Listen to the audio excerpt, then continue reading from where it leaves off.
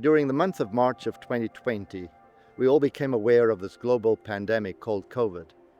We also became aware of its implications, that our movement and mobility would be significantly curtailed. And as I pondered about the implications of that for our community, I asked myself the question, what can we do to help our community have some activity and not have their physical mobility so limited? And then it was as if someone spoke to me and said, look, what about a community garden? During COVID, we wanted to create something where people could safely come together because there's so much separation. Where do we do? What do we do? How do we do it? And do it 6 feet apart. But everything that could happen was allowed to happen outside.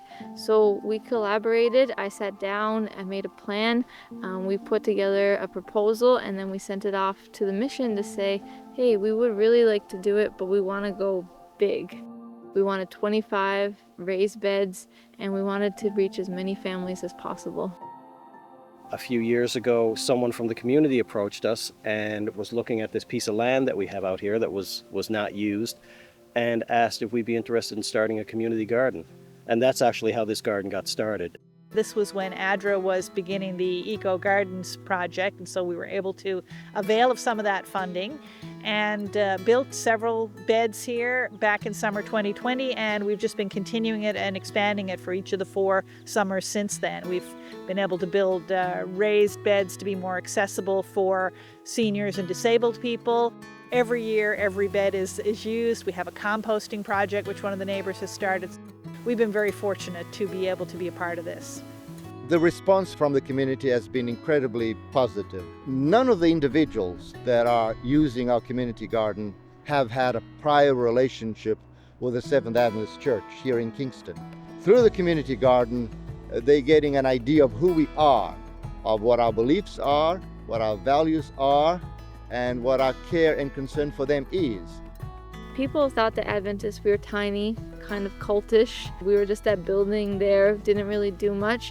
But the community garden opened up to say, hey, so we can come and we can talk, and we're allowed to come to these children's programs, and you guys do have sing-alongs. And it allowed us to meet the community in a non-threatening way. I know that it definitely helps people to know that the church is a part of the community because we're actually doing stuff. Right? You know, it's one thing for a church to be a building in a community, but a church really has to be a part of the community. It has to do things, it has to impact people, and this garden is one of the biggest ways I think the church is impacting the local neighborhood. The simplest reason to why we do community services is just because Jesus told us to.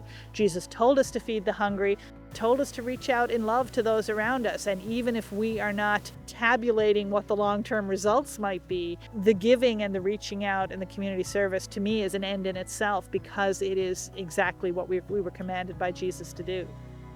I would highly recommend for every church to do something that reaches their community.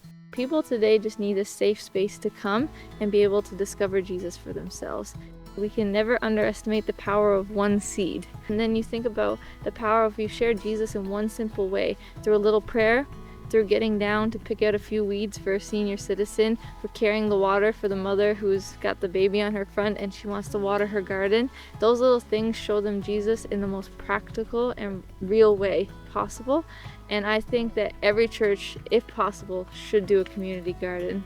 It is an amazing way to meet the needs of the people, and you will be blessed more than they're even blessed.